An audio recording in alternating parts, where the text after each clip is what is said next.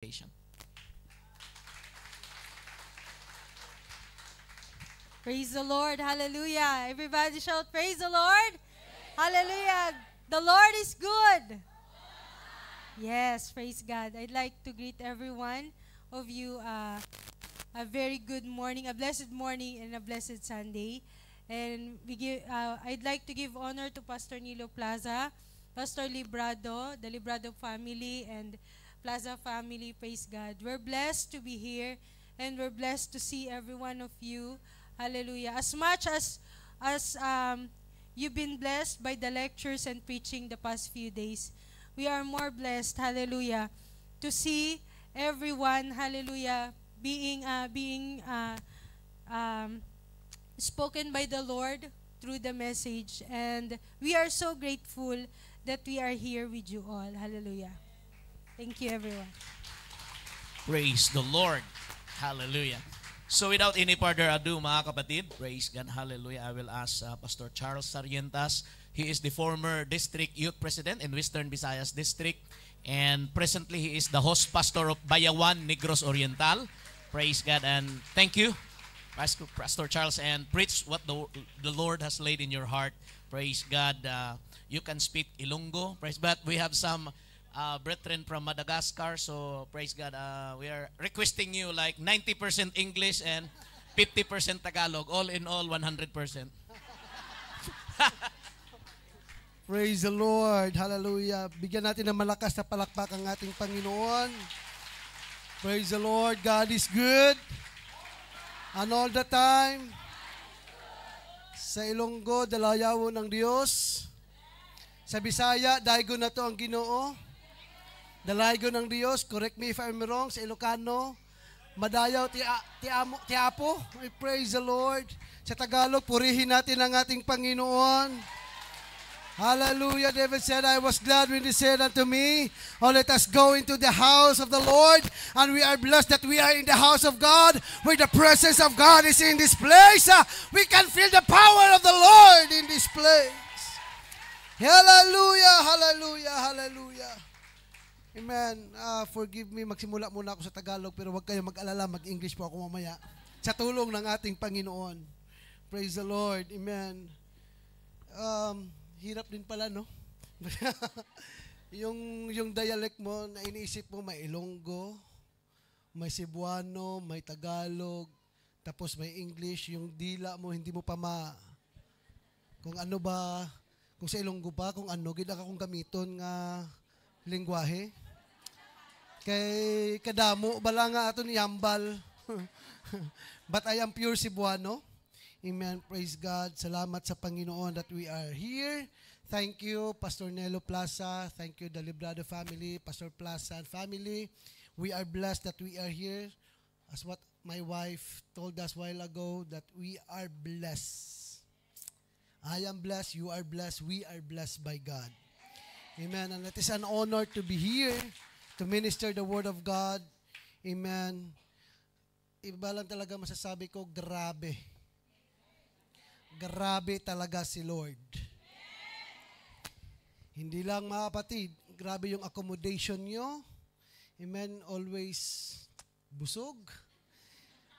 Kagabi, doon kami kanila brother Pastor JP, hindi ko na alam, sabi ko nga, sana unggoy na lang tayo para may lalagyan pa dito kung busog na.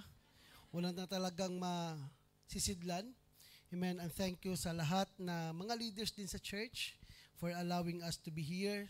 Sa inyong lahat, sa ating mga mahal na bisita, hindi po aksidente at hindi po sa Cebuano pa dili disgrasya. Amen. Hindi po aksidente kung bakit kayo nandito ngayon. This is all orchestrated by God. This is already planned by God that we are here this afternoon and we have no other center in this place, not the MC, not the pastor, but it is Jesus. Amen. And he said, if God is lifted up, I will draw all men unto them, and Jesus is here right now. Amen. Praise God. And please pray for me. Nakamakayanan ko tong English ngayon, mga kapatid. Amen. Praise God. Without much further delay, please stand with me, mga kapatid. Amen. I know God has a message for us this afternoon. Amen. I chat sa mga kapatiran natin sa Bayawan. I told them, please pray for me. Dahil double po yung pressure, kinakabahan ako sa Tagalog lang, lalo na pag English. Amen. Praise the Lord. Amen. Psalms chapter 1, verse 1 to 6. Amen. Psalms chapter 1, verse 1 to 6, the Bible says, Blessed is the man that walketh not in the counsel of the ungodly, nor standeth in the way of sinners, nor sitteth in the seat of the scornful. But his delight is in the law of the Lord, and in his law doth he meditate day and night. And he shall be like a tree planted by the rivers of water, that bringeth forth his fruit in his season. His leaf also shall not wither, and whatsoever he doeth shall prosper. Everybody say, whatever he doeth shall prosper. The ungodly are not so, but are like the chaff which the wind driveth away. Therefore the ungodly shall not stand in the judgment, nor sinners in the congregation of the righteous.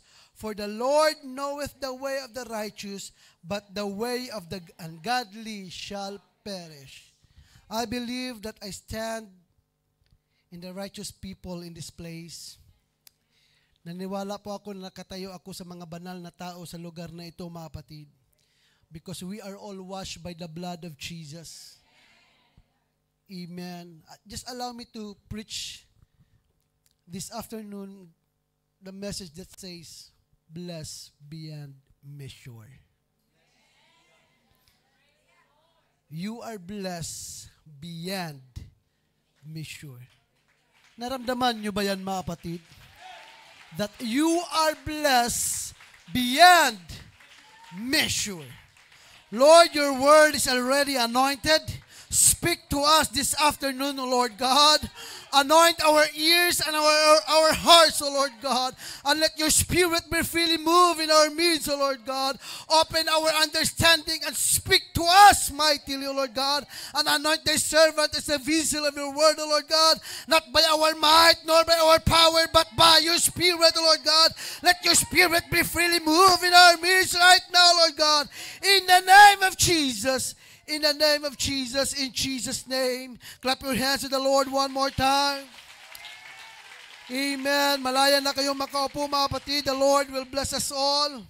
Praise the Lord. There is part in our hearts that keep on searching for fulfillment, which cannot be satisfied with the things of this world. And we hear different voices whispering and telling us that in order to find real satisfaction, we must look within ourselves, for we cannot find it anywhere. Some said we must be self-sufficient and not to rely on anyone for anything. And others says, if we want to feel good, we must buy imported products or signature apparels made from other countries. If we would want to be happy and love, we must wear certain kinds of perfume and specific color of clothing. And most people seem to believe all these lies and purchase whatever is being advertised at the moment, mga kapatid. And this is how settled the devil is, because he was able to divert our focus to his lies and forget the source of true blessing and fulfillment, which is from God. And remember, church, failing to live our lives to Jesus Christ will lead to frustration and eventually bring us to depression. The world told us to be independent from anyone, but God wants us to realize that we need Him in our lives. Church, if we find true happiness, that true happiness, hindi po natin makikita yan sa mundong ito. Ang totoong kagalakan ay hindi mo mahanap sa mundong ito, because the true happiness can only be found in the presence and in the name of Jesus. And we sang a while ago, mga kapatid, that there is power in the name of Jesus. There is healing in the name of Jesus. There is joy in the name of Jesus. There is deliverance in the name of Jesus. Why? Because we serve a powerful, and His name is, Hallelujah! At ang kagalakan at ang joy, hindi po yan mabibili na kahit gaanong salapi. You cannot buy true happiness. You cannot buy joy. You cannot buy satisfaction. Kahit siguro sino nga mangyaman ngayon dito, si Elon Musk. Even Elon Musk cannot buy true happiness and joy. Even Bill Gates cannot buy true joy and happiness. Kaya sabi ko ngayon, I am telling you right now in the name of the Lord that you are blessed beyond measure. Again, you are blessed beyond measure. Hindi man tayo gaano kayaman, huwag kayong maniwala na pulubi tayo, mahirap tayo. Hindi man tayo gaano kayaman, but we are blessed beyond measure. Why? Because the presence of God is free. It is freely moved in our midst.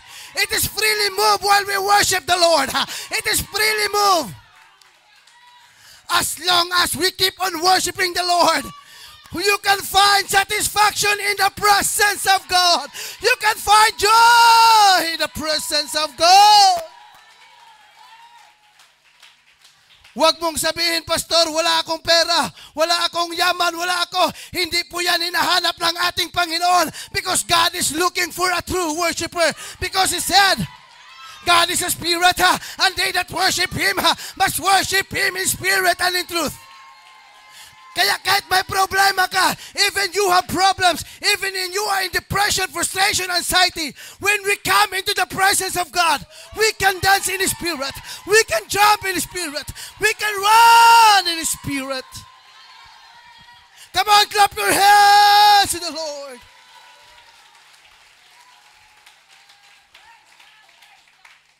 Can you tell yourself, I am blessed beyond measure? Bakit ka po pinagpala ng ating Panginoon? Why you are blessed? Because Jesus is inside of us and is working outside of us. Hindi man natin siya nakikita. Physically, hindi man natin siya makikita. But we can feel His power. And there is power while we're worshiping the name of Jesus. There is power when we shout the name of Jesus. That is why there is healing in the name of Jesus. That is why there is joy in the name of Jesus. That is why we can smile beyond the storm of our problems. Because Jesus is in us. Can we give a clap offering to the Lord? Many people want to find true happiness. That's why they go to bars. Hinahanap nila, they go to beach, resort, pupunta sa pinakamataas na bundok. Amen, mag-sight viewing dahil akala nila andun yung totoong kagalakan. Andun yung totoong, amen, kagalakan at kasiyahan. Amen, pupunta sa barkada, pupunta sa mundong ito. Minsan akala nila ang kagalakan, mabibili natin. Bibili tayo ng Louis Vuitton, Cartier, Hermes, ano pa yon? Chanel. Amen, sa sapatos, ano ba sapatos? Mga Louis Vuitton, mga mamahalin. Akala nila, mga kapatid, pagka magkakaroon ka ng ganyan, makakakaroon ka ng totoong kagalakan. But thanks be to God when we come into this place. But thanks be to God. Nung pumasok ka dito ngayon, di ko maniwala na ako lang nakaramdam nito, mga kapatid. Nung simula ko na binuksan yung pintuan na yan, I feel the power of the Lord that is moving in this place. And thanks be to God that we are blessed beyond measure. Because some of you may tali sa mga problema.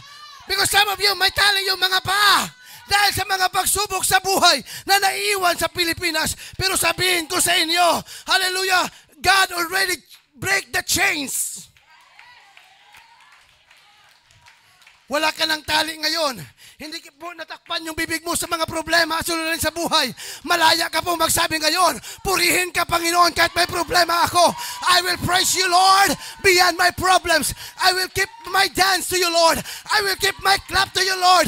Even I have problems, even when I am in frustration, but I am not bound by it.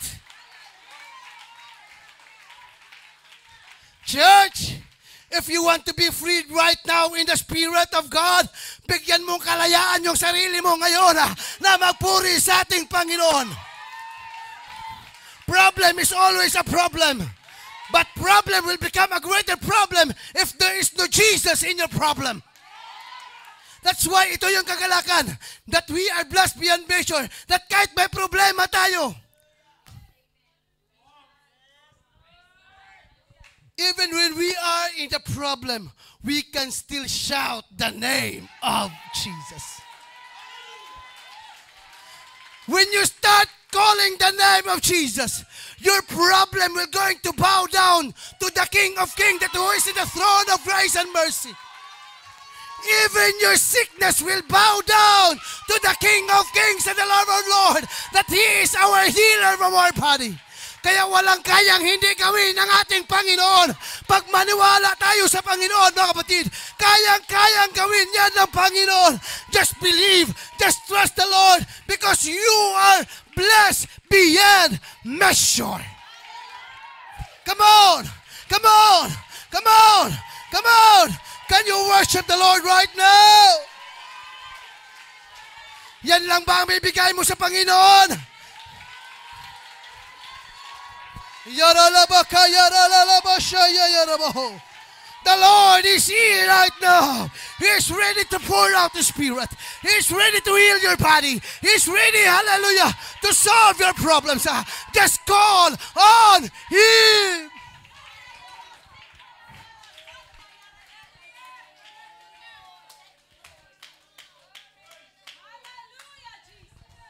Ang sabi ng mundo, na nababaliw na tayo.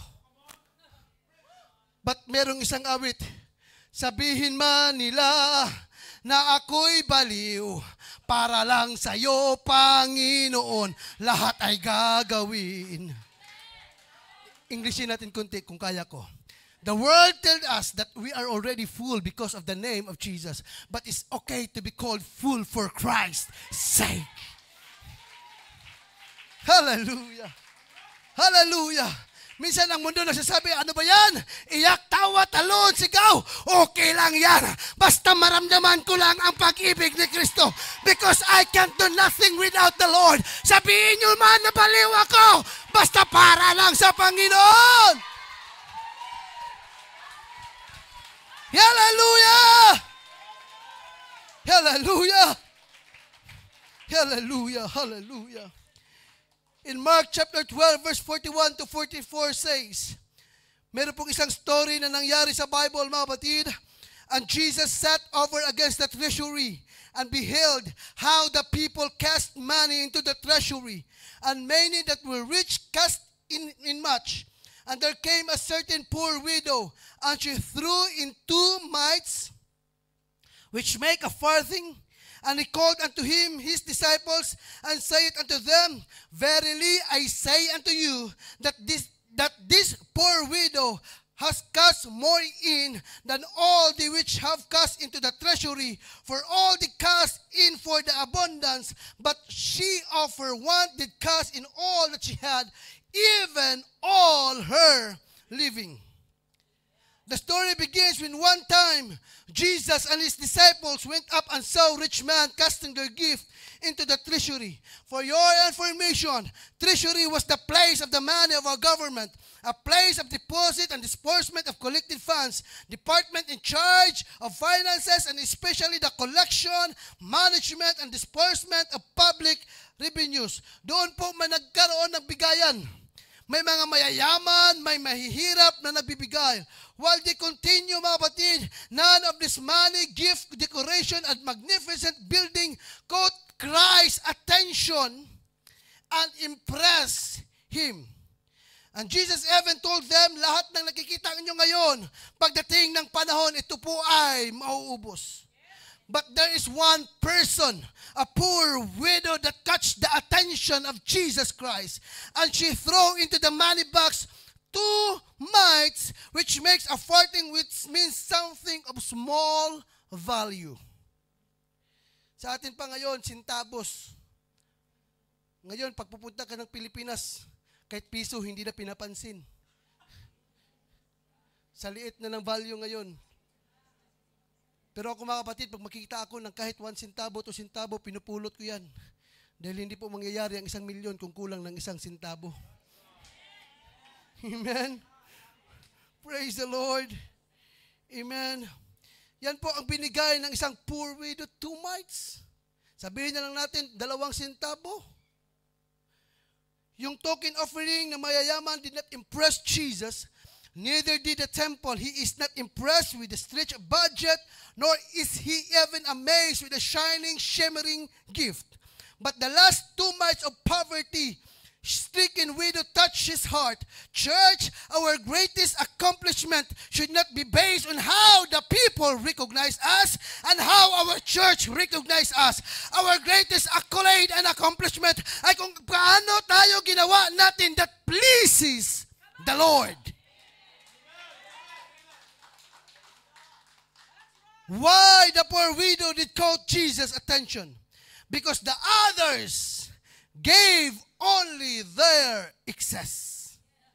But the woman gave her everything. Hindi po tira-tira. Hindi po excess. And the Bible says, for all they did cast in of their abundance. Ang ibig sabihin, nagbibigay sila ng malaki, pero marami pa ring natitira sa kanila. They only give what they don't need. But the woman that her remaining money, and that was everything she has, but she gave it with her whole heart, without anything in return. And church, allow me to say this one to you. Huwag nating bigyan si Jesus ng sobra o ng mga tira-tira, but give God your everything. I am not preaching about your money. I am also preaching about your praise. Don't give God a leftover praise. Give God your everything. Your best praise, your best shout, your best clap, your best worship. Pastor Nilo, ito yung gusto ko, pinapawisan ako habang nangangaral. Huwag mong sabihin sa katabi mo, ayaw kong mapagod, ayaw kong mawala ng boses, nandito lang ako para lang uupo lang dito sa tabi at wala akong ibang gagawin, basta lang makasimba ako. Don't God give your excess time. Nandito ka ngayon, walang ibang rason, but you give God the glory. Don't tell yourself, baka lalabas ako ngayon, namamaga yung mata ko, baka ano sabihin ng kamiting ko. Baka ano sabihin ng katabi ko kung papalakpak ako ngayon. Anong sabihin na sa harap ko kung sisigaw ako ngayon. I don't care what people say about me. Don't give God excess shout. Don't give God excess worship. Don't give God your excess time. Don't give God your excess strength. But give all your best. But give God your best worship. But give God your best shout. If you want to run in this place, if you want to run, if you want to jump, you have the freedom to do it. In the name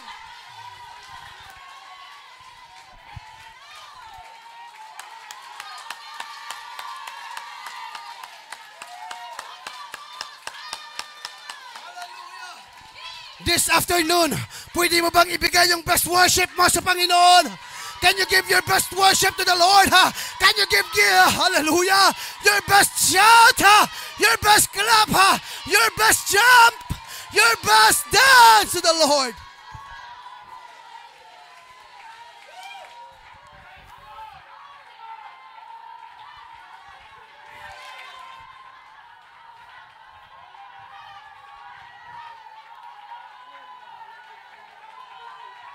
Yaralabokuya rabahaya. Yaralabokuya ralaboshaya yaralabokuya rabaha. Mayroon kang lakas. You have strength to give everything. You have, hallelujah, mouth, hallelujah. You have a voice to give God. Lord Jesus, you are blessed beyond measure.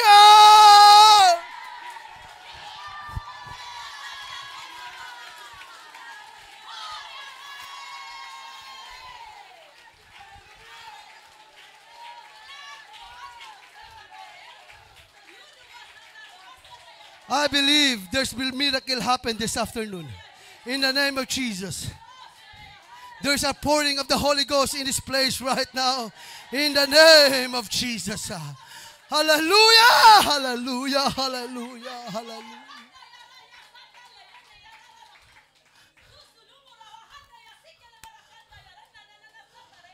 Our worship, our dance, our jump, hindi po basihan ng instrument. Kung malakas yung gitara, malakas yung instrument, maganda yung pagtugtog, lakasan mo din yung pagpupuri mo. No! Kahit walang instrument, let your voice become your instrument to worship the Lord.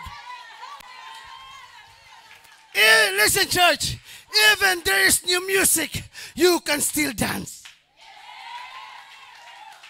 You can still jump. You can still run because we have freedom in the name of Jesus. There is liberty in the name of Jesus.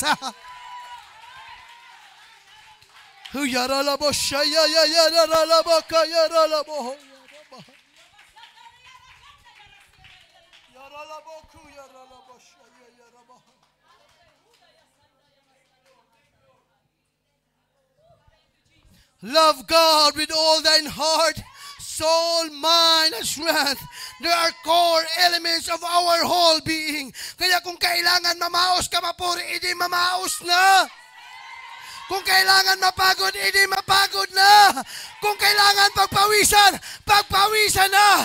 Dahil ang katawan na yan, ang katawan na to, ay disenyo upang purihin ang Diyos.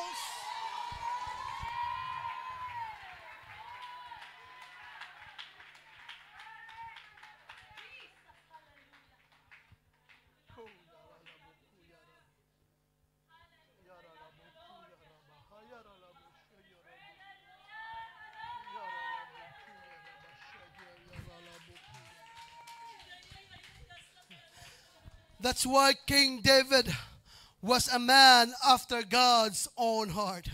Because every time David danced, he danced with all his might. He does not care for his title. He does not care about his palace. He was positively intoxicated in God's presence. Kung maghirap magpuri dahil may posisyon ka na, give up that position and start to praise God. Because praise is more important than your position. Huwag mong sabihin na professional na ako, hindi na ako papalakpak sa Panginoon. Huwag mong sabihin na mayaman na ako, hindi na ako maglilingkod sa Panginoon. Huwag mong sabihin na manager na ako, ito na lang ibibigay ko. Kung yan ang nasa isip mo, bitawan mo na yan na posisyon na yan. Mas piliin mo na purihin mo ang Panginoon.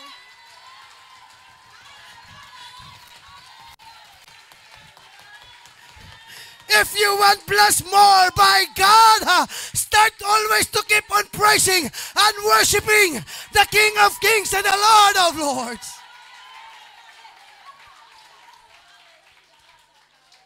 Woo! Hallelujah!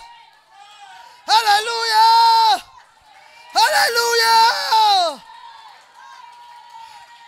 You are are blessed beyond measure. In Psalms 84 verse 12 says, O Lord of hosts, blessed is the man that trusteth in thee. Hallelujah. Allow me to say this to you, mga kapatid.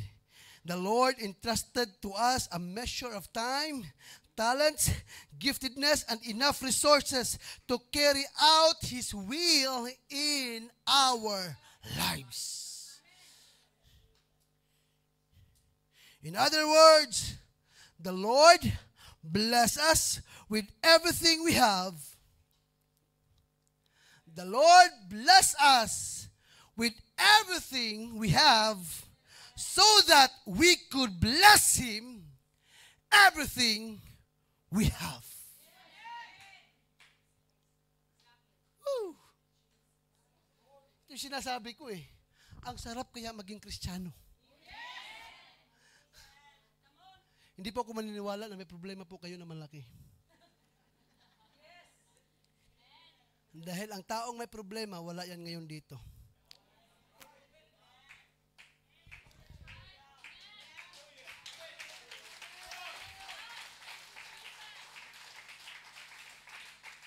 Kasi ang taong may problema ngayon, naghahanap ng solusyon sa problema. Naghahanap ng totoong solusyon sa problema. Akala nila nasa mundo.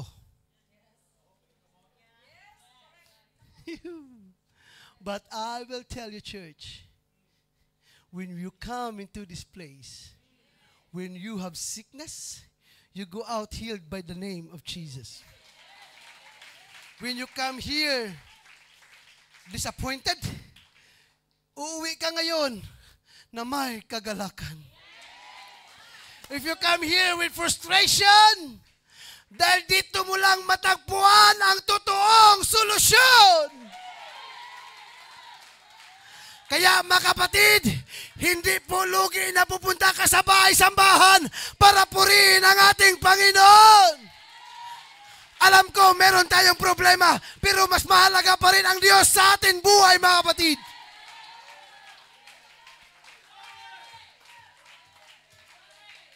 Pastor, paano mo nasabi na wala kaming problema? Tingnan nyo nga yung sarili nyo. Look at yourself. You always smile.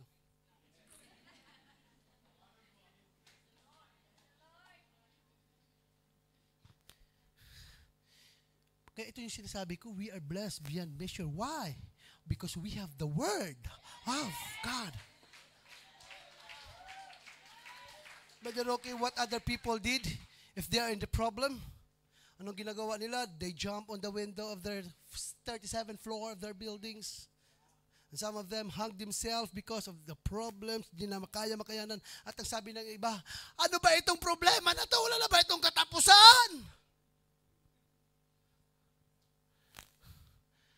And people are easily give up by their problems. That's why you are blessed beyond measure. Dahil kahit may problema ka, hindi mo na kailangan tatalon pa sa 37th floor, 100th floor of your building, hindi mo na kailangan magbiti. Ang kailangan mo lang gawin, lumapit ka sa presensya ng ating Panginoon. Woo! Just come in the presence of the Lord. That's why you are blessed beyond measure. Kaya pwede ba sa hapon na ito, pwede ba natin bigyan ng pasalamat ang ating Panginoon? Dahil nanahan ang presensya ng Diyos sa puso mo ngayon. And listen to me, church, even we failed many times, kahit ang dami nating kapakyasan. Kapakyasan ba yun? Kabiguan. We are many failures in the sight of God. Sometimes we are unfaithful to God, but God is always faithful unto us. Kahit nakasala tayo, pero ang Diyos ay tapat sa Kanyang salita. When we call upon His name, at nung sinabi mo, Panginoon, hindi ko na talaga to kaya, at wala na ko ng ibang gagawin, Panginoon. Alam niyo yung mga kapatid, yung bigat na bigat ka na. You're about to give up your life na hindi mo na alam ang gagawin mo. Alam niyo mga kapatid, Listen, kung mga may problema kayo, huwag kayo lalapit agad sa tao. Kasi minsan, yung nilapitan yung tao, minsan ichichismis pa kayo niyan. Ito yung sakit sa Uy, may sasabihin ako na problema sa iyo, pero wag mong sabihin na atin-atin lang to. Ano bang masasabi mo dito sa problema na to sa akin? Pwede mo ba akong matulungan? Tapos yung sinabihan mo, lalapit din sa kaibigan niyo, alam mo, si atin lang to ha. Wag mong ipagsabi-sabi sa kanya yung problema. Atin lang to. Maya-maya yung sinabihan mo naman, lalapit naman, alam mo yung si sister na yun, may problema, alam mo ba yun? Huwag ka lang maingay ha, atin-atin lang to lahat, atin-atin na lang.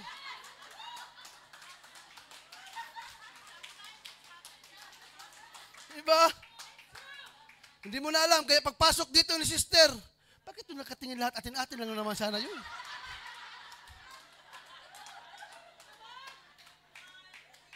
Hallelujah. Hallelujah, praise. Wala yan dito mga kapatid, ha? Amen. Praise God. Pero mga kapatid, the best solution in our problem, kaya ito yung lagi kong sinasabi sa church, pag may kailangan kayo sa pera, huwag kayo sa Bombay kakapit.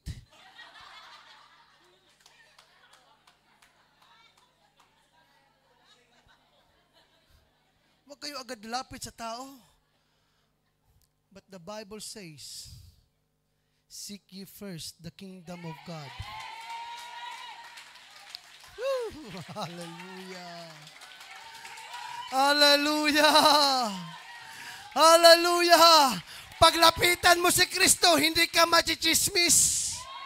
Paglalapitan mo si Jesus Christ, yung atin-atin lang, sa inyo lang talaga ni Jesus yon.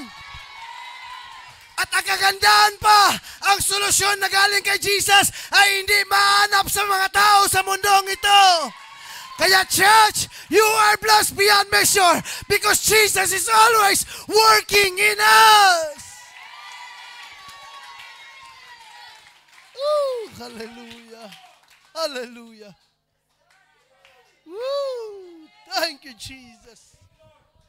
Thank you, Jesus. Thank you, Jesus. In Psalms verse 1:3 says, and he shall be like tree planted by the rivers of water, that bringeth forth his fruit in his season. His leaf all shall not wither, and whatsoever he doeth shall prosper. You know, God will perform what He had promised. Pag sinabi ng Panginoon, papagalingin ka niya, papagalingin ka talaga niya. Pag sinabi ng Panginoon, ipapromote ka niya, ipapromote ka talaga ng Panginoon. If God said, I will heal your body, God will heal you. If God said, I will bless you, He will bless you. Why? Because God is able to do exceedingly above. And He will perform what God is promises. And I like this phrase, mga kapatid. Pag-uunahin lang natin ang Panginoon. Hallelujah. Rabakuyaraha. Whatsoever He doeth shall prosper. Whatever you doeth shall prosper. Panginoon, ito lang kaya kong gawin, but this is all what I have. I will give it to you, Lord. And the Bible saith, whatsoever He doeth, you doeth, shall prosper. Minsan sa buhay natin, mga kapatid, may mga problema. There are problems na minsan hindi na talaga natin kaya. I am sorry, mga kapatid. Some of you, some of us, may mga problema na minsan tinatakasan, mga kapatid. May mga problema na pilit tinatakbuhan. Pero salamat sa Panginoon, mga kapatid. God is always guiding us not to run by our problems. Don't run on your problems, but deal your problems in prayer and worshiping the Lord. Come to the altar and start kneeling to God. Lord, Panginoon, hindi ko talaga ito kaya, Panginoon. Just surrender yourselves to the Lord.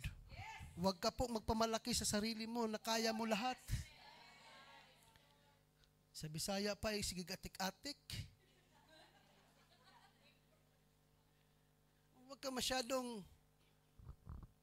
feeling na kunwari, kaya ko to. Biskin nakagidlay na, bigat-bigat na ginadinadala mo. In the Bible says, heavily laden, your burdens are already, mas mataas pa sa'yo yung dinadala mo. Minsan mga kapatid, ito lang yung kagandahan talaga eh. Kaya mga kapatid, when the time we worship the Lord, when the time we kneel down to the Lord, maramdaman talaga natin ang kanyang presensya. Nag-usap po kami ni Pastor Nilo Plaza kagabi mga kapatid, amen. And I like what he said about the walls sa Jerusalem. Nung andun daw siya mga kapatid, amen, nung andun siya sa Jerusalem, na pag hawak niya mga kapatid sa prayer wall, para daw siyang nakukuryente, na kanyang naramdaman na grabe yung iyak siya na hanggang pagsakay niya ng bus, nag-speak in other tongues siya. Ako nakikinig sa kanya, sabi ko, sana all naka-experience. Sa isip ko lang, sana all naka-experience, pero hindi niya po tinapos dun usapan. Ang sabi niya, kung ano yung naramdaman natin nung andun tayo sa pagpupuri sa ating Panginoon. Kung ano yung naramdaman natin nung tayo ay nagpupuri sa Panginoon. Kung ano yung naramdaman natin when the Holy Ghost move in our worship. Ganon din ang naramdaman niya noon nung hinawakan niya yung prayer wall sa Jerusalem. What I am trying to say, we are blessed beyond measure. Hindi na natin kailangan pumunta pa ng Israel para makaramdam ng kapangyarihan ng ating Panginoon. Hindi natin kailangan pumunta sa Israel para ma-electrify sa presensya ng ating Panginoon. Hindi mo na kailangan gumastos. Sabi ni Pastor Nilo, magkano yung Pastor? 150,000 pesos kailangan mong gastusin para lang makapunta ka mga kapatid sa Israel. Hindi na kailangan natin pumunta doon. Pupunta ka lang dito sa NLF Hong Kong mga kapatid. Libre lang. Libre lang. Maka-experience ka na kung ano yung naramdaman ni Pastor Nilo doon mga kapatid.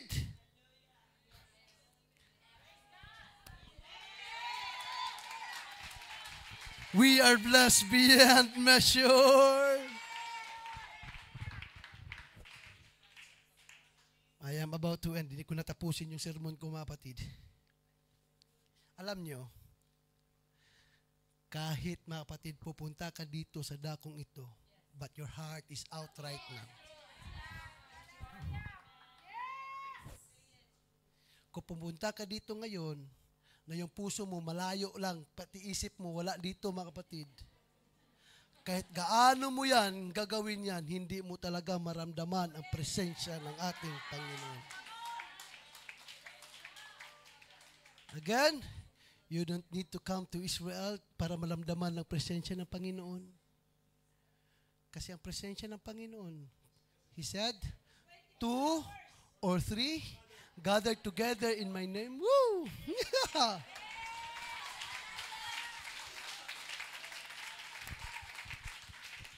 Hallelujah, hallelujah. At ang presensya ng Panginoon, wala lang po dito sa unahan, mga kapatid, ha? For your information, the presence of the Lord, wala po dito, wala sa gitna, wala sa likod. But the presence of the Lord is everywhere in this place.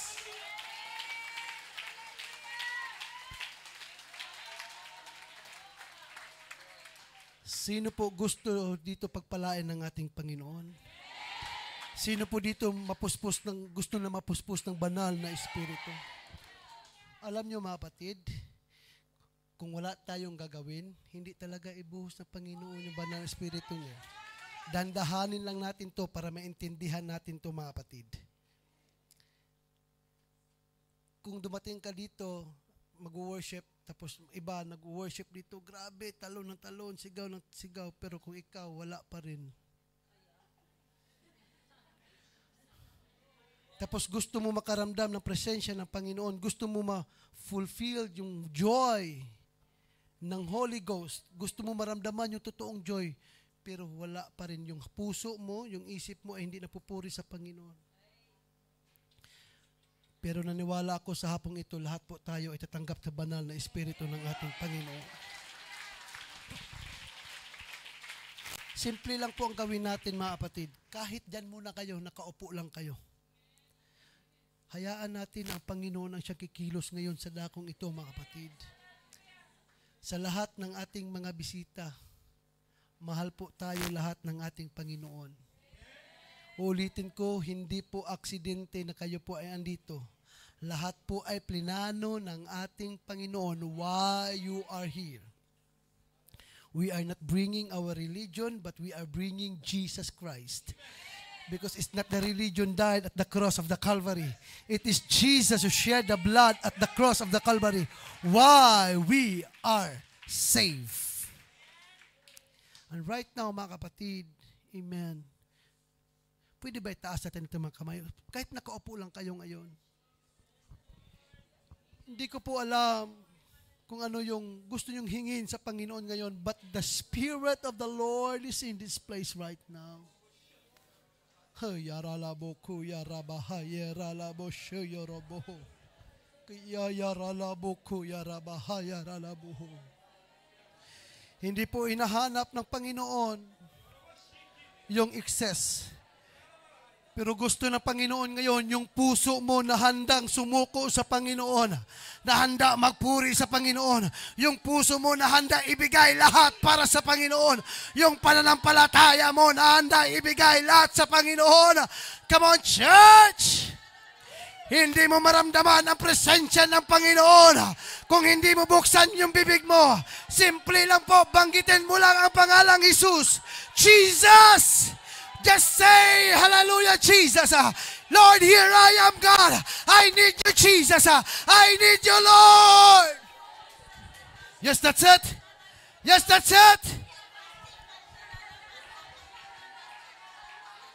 Huwag mong pigilan yung sarili mo, mga kapatid. The Lord is here right now. Jesus is here right now.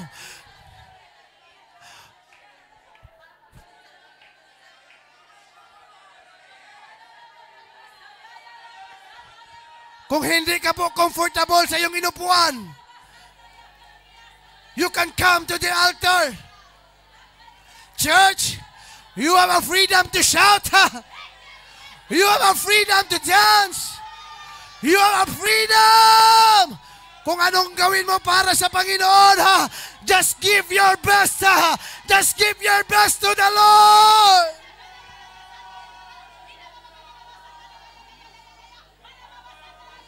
Yes, yes, yes, yes, yes, yes, yes, yes. Yes, that's it. That's it. It's the Holy Ghost. It's the Holy Ghost working in our midst right now. Huwag mong hayaan na pigilan yung pagpupuri mo dahil sa mga problema at pagsubok sa buhay. Bigyan mo kalayaan sarili mo na magpuri sa ating Panginoon. Yes, that's it. Yes, that's it.